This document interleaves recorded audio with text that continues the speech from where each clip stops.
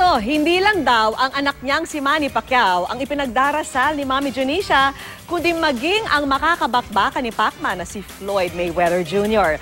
Mula rin po sa Amerika, nakatutok si Lay Alves.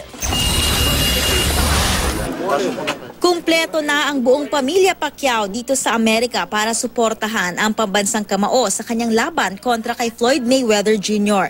Sama-samang dumalo sa worship service sina Manny, Jinky at 5 nilang anak araw ng Linggo sa LA. Dumalo rin sa worship service si Aling Junisha kasama ang boyfriend at panganay na si Sidra. Paglilinaw ni Mami D, Katoliko pa rin siya at sinasamahan lamang ang pamilya.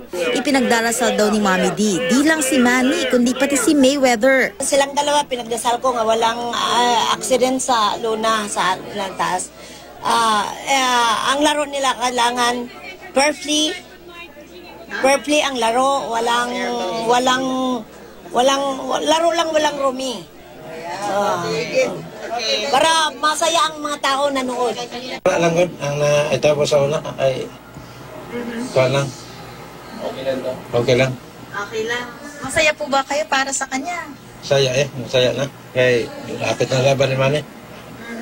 Mula rito sa Los Angeles, California, Lay Alves, nakatutok 24 oras.